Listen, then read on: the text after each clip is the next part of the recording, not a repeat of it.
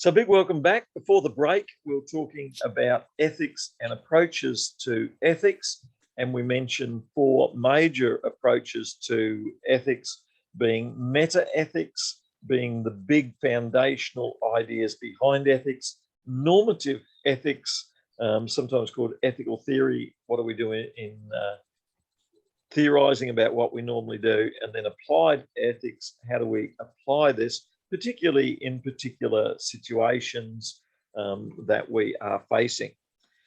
Some examples of ethics: you may have heard end justifies the means. That is, it's not so much how things are unfolding, it's what are you seeking to accomplish. And so if you've got to lie when the soldiers come and knock on the door and say, do you have some Jewish people inside? It's the ends that are very important. So the ends justifies the means approach says that any available means of persuasion may be used as long as the end result is important. But if you think about it, you might be able to think of some problems with this approach of end justifies the means. For instance, what about torture? What about other approaches? Kieran, or someone else, if you want to put a hand up, can you think of any problems with the ends justifies the means approach, or any benefits? I suppose if we're still looking at World War II, I suppose the Holocaust would be one. Yeah, absolutely. And interestingly, in the Holocaust, you have two different viewpoints. One is the viewpoint by the National Socialists in Germany, which is that if Jewish people have brought about some difficulties in society, then would it be a better thing to not have that people there? And we seem to have a war going on at the moment where people are saying, would it be a better thing not to have those groups of people there? And people are dying because of that. And so that's one view of end justifies the means, but then there can be the other, every life is vital. So it's interpreted in different ways. Social utility approach, the speaker determines which programs they advocate. And so, again, there's a critical thinking challenge here that we're raising: which programs are going to be advocated? What do we perceive as being the needs? Another one is called the situational ethics, where we think about what's the situation, how does it determine what is best? Another is credibility centered or character centered. But let's go back to the question of three main questions in regards to ethics, and let's start with meta ethics. Where do our big picture ideas come from? Usually it's ideas of questions of universal truth, and where do these universal truths come from? One source is possibly belief in a good God who is all powerful, such as Christians and Jews and others have. Another approach is the role of reason. That is, there could be a logic that underpins ethics. Another could be the very term ethics itself. Now, if we say that someone is torturing a dog for fun, we instinctively know it's wrong, but the question is why? A large portion of people will claim that it feels wrong. So there could be a conscience that humans have. They'll claim that there is a truth here that we could dig into a little deeply to identify. But it's a bit hard sometimes to work out what the truth claim is. So, Natalie, torturing someone else's dog for fun. Someone want to put a hand up to think, why is it morally wrong? Kieran? I suppose that you could look at it through the sense of two ways. There's somebody who is capable picking up somebody who is less than capable and taking advantage of that. Or there's also the misuse of trust, where the dog would probably have trusted Natalie to begin with, and which is why Natalie had access to the dog, and then she misused that to torture the dog for fun. Yeah, I think another issue too is the concept of pain. And we have on a scale of things. So has anyone ever heard of the chain of being? So through history, there has been this concept of chain of being. Any hands up? Anyone who has heard of chain of being? So the idea of the chain of being is that in creation, everything exists from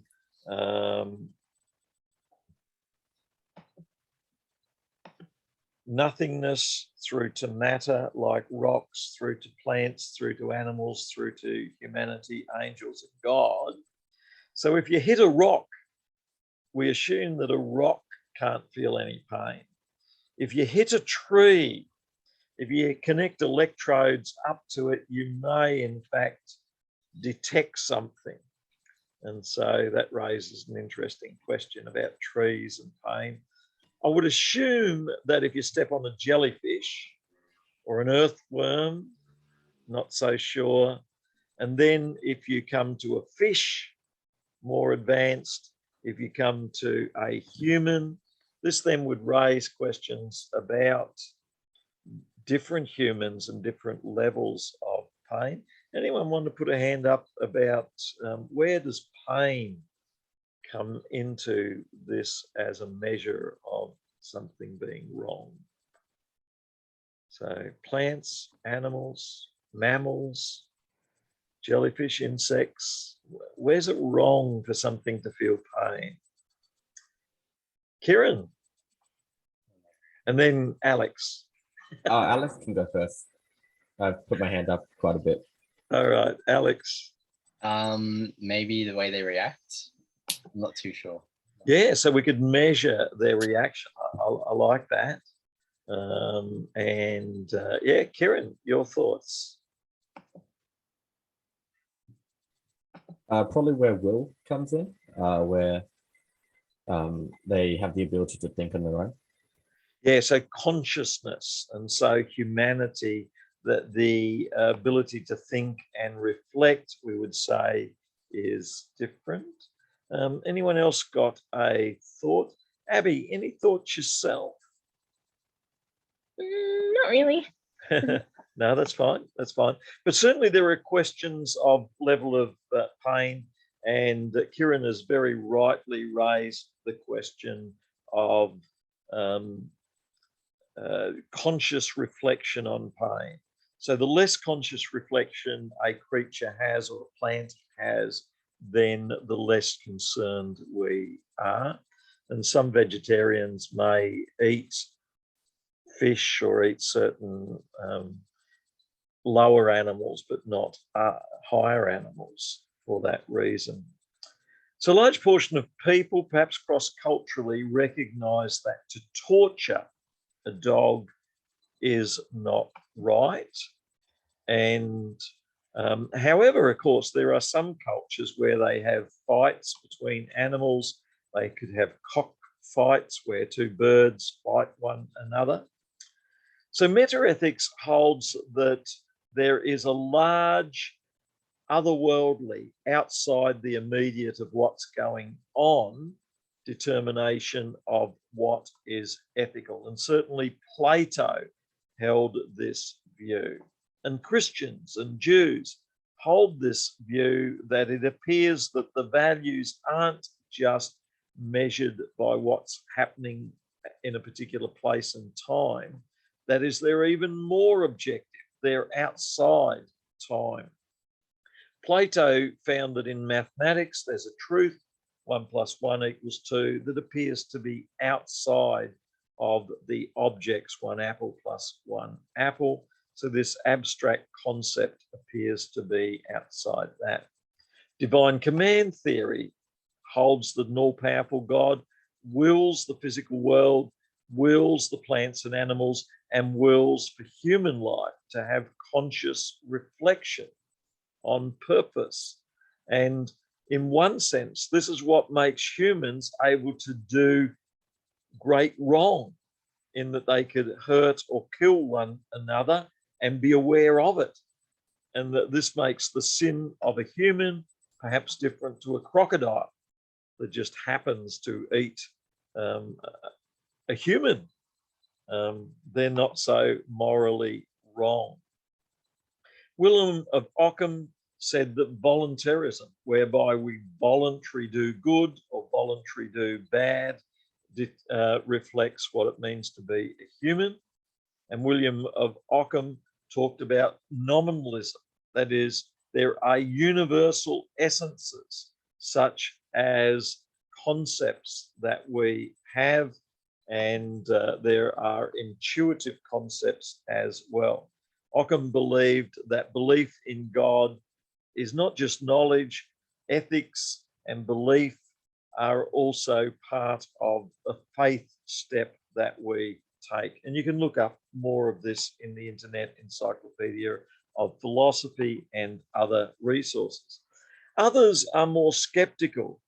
That is, we can't fully know everything about the mind of God or things being right or wrong. And some people, for that reason, become relativist. That is, in Chinese culture, it might be right or wrong to bind feet. In another culture, it might be wrong or right to have multiple wives.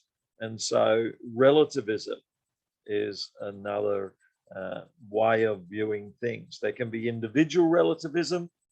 Friedrich Nietzsche, for example, said that a person creates their own morality. And there can also be social and cultural relativism, where a society and culture views its own reality. But of course, this is different from the absolute realities that we talked about before. That is, there is a divine God, and he tells us about what is true and real, or he reveals in conscience or Bible or other ways what is true and real about ethics. And then there are those who believe in just pleasure or happiness. The philosopher David Hume says that moral assessment involves not just reason, but also feeling and emotions. And so we need to consider a wider view of morality. And Immanuel Kant, he said that emotions and conduct are also important. And then finally, we could say a bit more about another way of viewing morals, not just absolute commands of God, not just relative to culture, but virtue ethics lifts up the best in character and doing good. So rather than putting boundaries that restrict what we should do to be ethical, virtue ethics says we should go further. We should develop virtues such as wisdom, courage, temperance, justice. So Plato emphasized 4 virtues. That is, we have a right to think correctly, to be courageous, to help when we should, to be temperate and controlled, and to bring justice. Other virtues include generosity, fortitude, self-respect, good temper, sincerity, and these move away from the vices, injustice, vanity. And the Apostle Paul seems to move towards the virtues of love, joy, hope, peace, and Christian virtues put alongside Greek ancient virtues of wisdom, courage, temperance, and justice can contribute to the virtues of the Middle Ages. So virtue ethics, you can find out more about virtue ethics again at Internet Encyclopedia of Philosophy. It's a broad term that describes the positive character and virtues that go further than putting boundaries there. And the Apostle Paul in Galatians and Romans points out that laws may be the boundaries on the side of a running track, telling you don't go left, right, don't murder, don't lie. But these laws don't really give you life. To be a good runner, you need more than boundaries on a running track. You need that life within that makes an effective good runner. So laws aren't enough to make a good classroom for teachers. Don't speak unless you're spoken to. Don't spill things. Laws won't make for the happiest of teaching classrooms.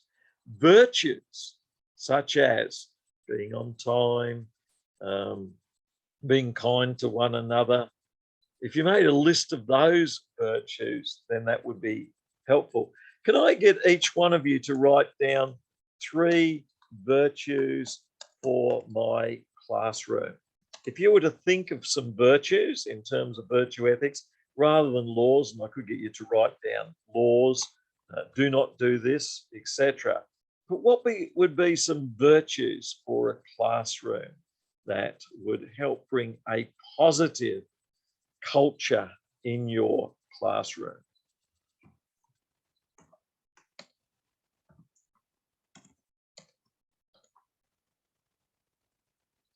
And we could all have laws, I'm sure.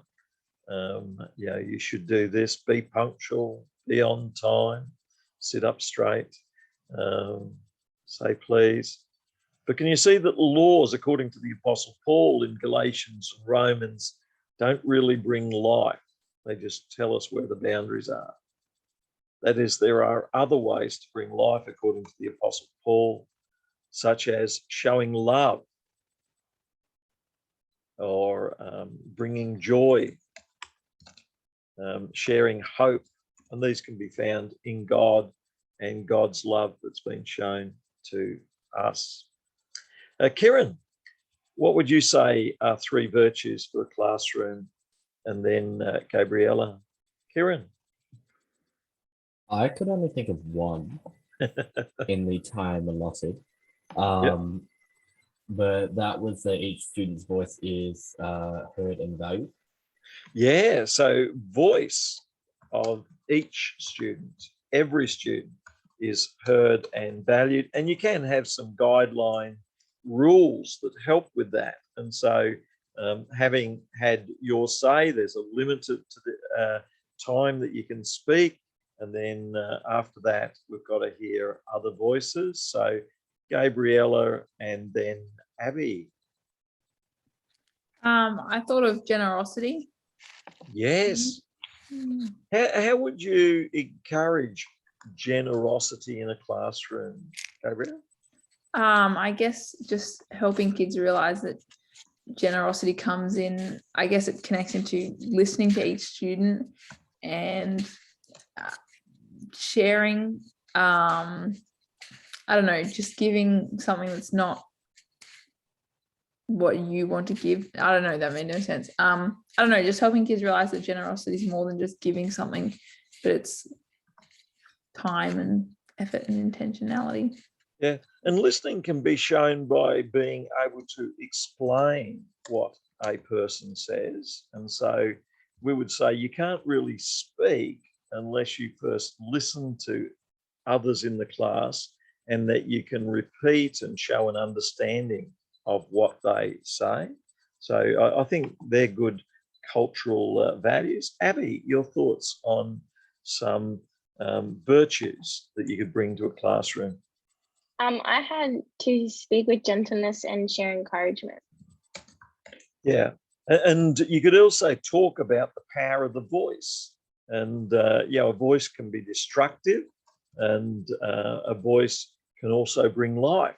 And so you could make that a principle in your classroom. So these are all part of virtue ethics. That is, they're seeking to encourage character, high values, high moral standards, and these balance the tendency to have ethics and guidelines for the laws. You shall not, you shall. Virtue ethics can be uplifting and encourage much, much more, and they can reflect the value that people have and show. Paige, then Sally, your thoughts on what are some virtues? I kind of just wrote down 3 words as you were talking. I wrote down kindness, contentment, and cleanliness. Yeah, yeah, lovely. So kindness, contentment, was it? And what was the third one? Cleanliness. Oh, cleanliness. Yeah. Yeah. And that could also be the end of the day. That is, Yeah. you really don't deserve to be able to go home until it is clean. It can also be in terms of your writing in your workbook and that. Sally and then Alex. I had kindness, grace, and respect. Love it. Kindness, grace, and respect. Yeah, very good. And Alex, your thoughts? I had 2. So I had courage. Yep. So allowing students to speak up, and I Yeah. wrote perseverance. So praising them for effort, I guess. Yeah, so good. So can you see how these bring very positive qualities to your classroom as opposed to just having laws? And this comes from the idea of virtue ethics. Normative ethics says this is the way we do things around here. And so there can be principles as to how things are done. And then applied ethics is when a specific issue comes up, and we could list the big ones: abortion, animal rights, environmental concerns. But I think in the classroom, we also have applied ethics to how we talk to one another, applied ethics in terms of the effort that we put in there. So there could be application areas as well. When we're looking at ethics, it's important to consider that we're not just after the facts. We want to think about what's the values behind what we do. So when you're kind to one another, we're not talking about just what you do. We're talking about what are your values. And I think it's worth thinking through as teachers, what are the values that we hold and why do we hold to these values? And can I get you to write down now, what are some of your core values? And you'll face some challenges in your teaching when students or staff or others may have different views to you. And for instance, one of my values is creativity. But if you're going to do some creativity and some art, there can be a bit of a mess. And I've got to realize my values may be a bit different to those who want things to be very ordered and tidy. And so you've got to recognize when there can be a clash of values. There can be a clash of values over volume. So one classroom and teacher may allow loud voices, and then another classroom and teacher may not be so keen on loud voices. So be aware there can be clashes in values. Gabriella, what are some values that you hold dear? The idea of servant-hearted leadership, I don't know, something like that, along the idea of just serving. And can you think how that can clash with a more authoritarian view? Sometimes you get some teachers or students who think, hey, you've got to be tough to survive. And so there can be a clash of values there. And so I think it's important to realize, while many see the value of the servant heart, others could call that weakness. And so recognize what are your core values, how and why you hold them, and why they might be different. Abby, some core values that you hold to. One of them that, like, something that I really value is authenticity. Yes. I think that's so valuable, isn't it? Not so much seen in car salesmen. This car won't be much good. It's half broken down, etc. So being real, being authentic, I think is so important. And it's important to realize that we have absolute core foundational ethics, but then we can have cultural ethics, and you'll find this in the Old Testament. You know, thou shalt not murder. That's a pretty absolute, although if there is a war and you're invaded and you can save, then you have that issue there. But there can be cultural ethics. And so the Sabbath is partly a cultural ethic, the Saturday, not working, but it's really looking at the absolute ethics of rest. You need to be restful, and you need to give your animals time to rest as well. And then there can also be religious ethics as well there, which can be tied to religious values. Paige, thoughts on what you see as core values that you hold? Yeah, I really value originality. Right. So And yeah, can you give I an was just example of thinking, that? yeah, I guess like I know there's a Bible verse somewhere that says we're each made original, but I just think like in a classroom, like for students to understand that you're not made to be like her or you're not made to be like him. I think that's really important. Yeah.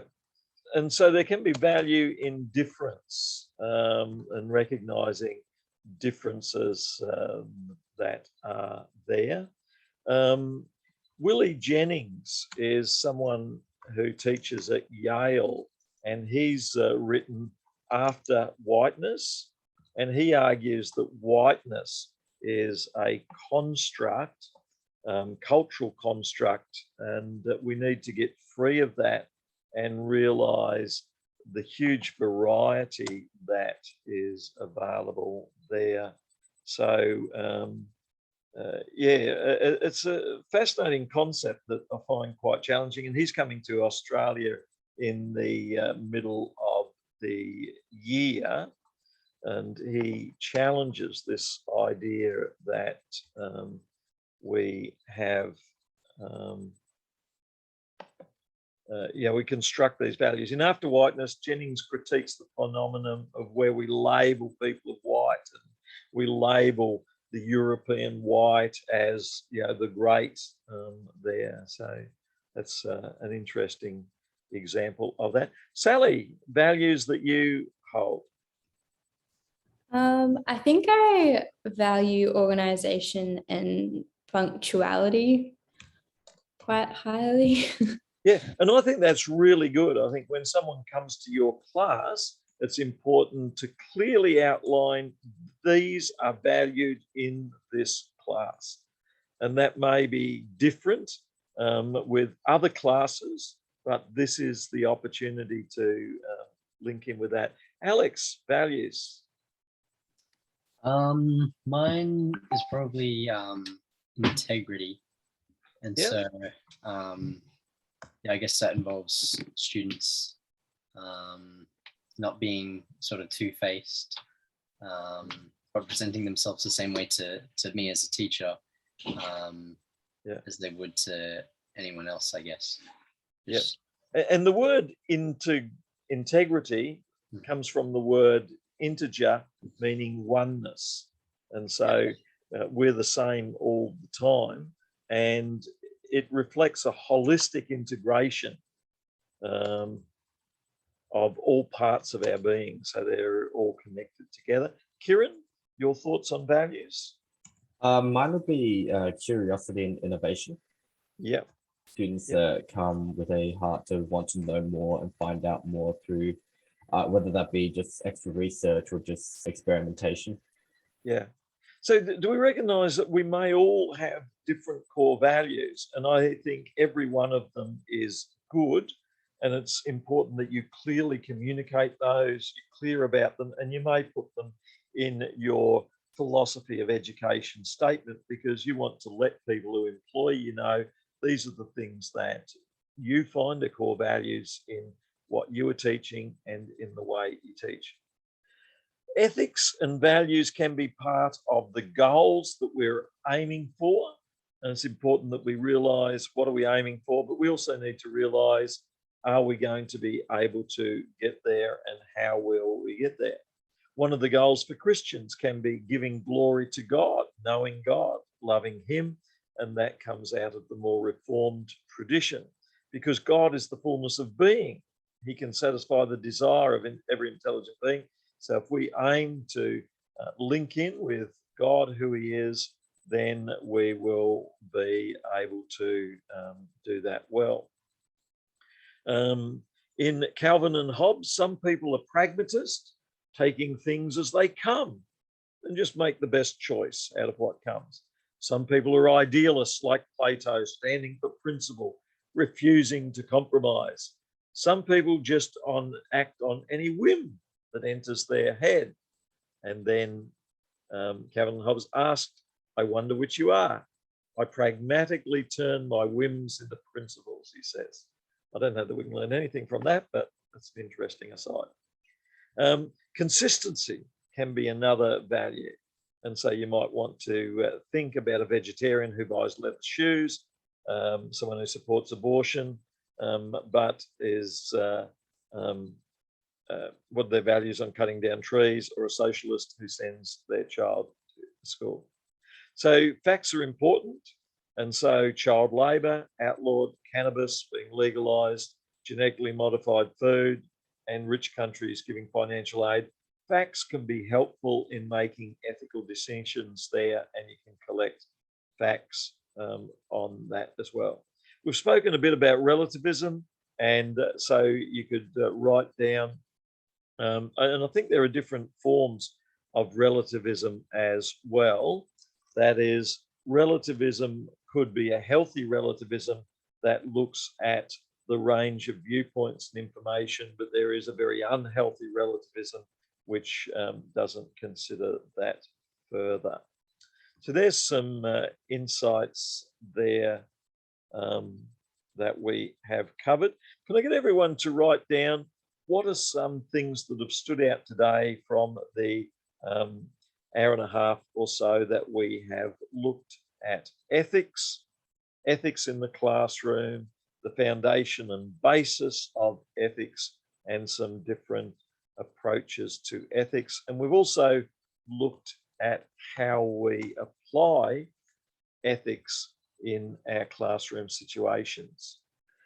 Miroslav Volf has written quite a lot about ethics, and he says the goal is important. So you've got to think, what are the goals we're aiming for? Do you say the goal is equality, the goal is God's good purposes? He says the goal is that every person should flourish. And so flourishing is the goal. And certainly in the biblical Old and New Testament, we see ethics linked to laws, but then we've said the Apostle Paul in Galatians and Romans goes beyond laws, in that he points to the character of God, the virtues of God, and how they lead us to fresh insights into God's purpose for us. So working our way up, Paige, your thoughts on what stood out today? For me, I really liked what we just spoke about. Like, I feel like it's one thing to talk about ethics, but the actual application of it, and then to put it in a classroom context, was really interesting to me. Yeah, and there's so much more could be said on that, but yeah, it's really worth thinking through. And I encourage you to work on thinking through, what are your values, why? And in this class over many weeks, we've thought about Christian values. Where do they come from? And certainly one of the statements is that they come from the goodness of God. And by definition, God is the one who is all goodness. So if your God doesn't measure up to that, we're looking for the good God behind human ideas of God, the one who is really there. Abby, your thoughts on what stood out today? And then Sally. Sure. I really liked talking about the ethical issues that we face as teachers. I really thought about that, or that we would find in a classroom. And also the importance of establishing values. I don't know if that's too similar to Paige's, but that part stood out to me a lot. Yeah. So good. And one point I would really stress is safety. I think the one big issue that we all face as teachers is the essence of safety there. And there's recently been a child left on a bus, and that really points out the dangers of safety. So if you don't watch safety, then that's a major, major ethical concern. Sally, what stood out? Yeah, I also enjoyed talking about the different ethical battles or dilemmas that teachers face, but I'm also interested to have a look more into Willie Jennings and what he's written. I think that would just out of curiosity, really. And there are such good writers out there, and he's one. And I think there could be some YouTubes. That's one of the real joys these days. If you go to Willie Jennings, and I think you'll find that there'll be a few YouTubes that you can watch, and it's a great way to learn. And I think you catch something of the feel and essence of what they're about when you get some good YouTubes on that. Alex, what stood out? And then Gabriella. I enjoyed learning about virtuous ethics, I guess, and I like how you included what Paul says in the Bible, and the main virtues that he refers to. That was enjoyable. Yeah, That's great. And Gabriella. Yeah, I like the thinking challenge about the hiding the Jews and just the ethical dilemma that is, and that application to the real world. That was interesting. And that'd be useful to use in a classroom, wouldn't it? As to have at intervals, this is another thinking challenge. What should you do? If a student is going to cheat, what should you do? Should you tell someone? Because there's an ethical dilemma there. You tell the teacher, then that's not doing the right thing by the student who trusts their friends around them. And so why do we hold one value as opposed to another value? And that's one of the issues that teachers face, is that whole question there about cheating and marking. And Kieran, your thoughts, and then after that, if you have any questions on the essay that's coming up. Kieran. Yeah, just the importance of knowing and understanding your values.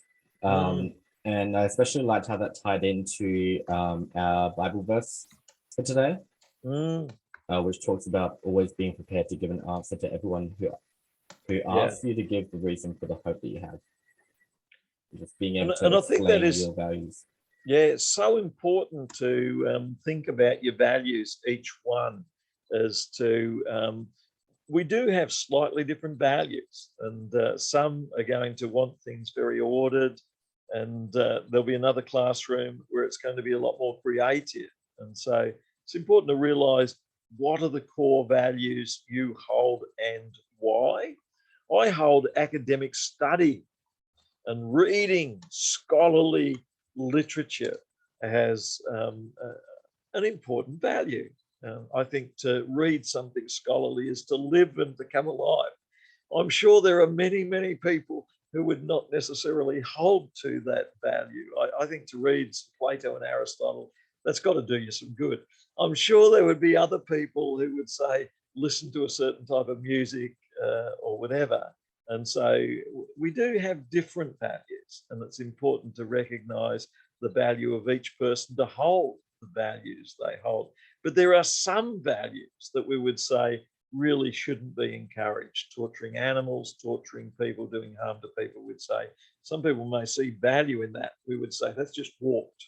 That is not a good value. That's part of the fall, part of fallen human nature.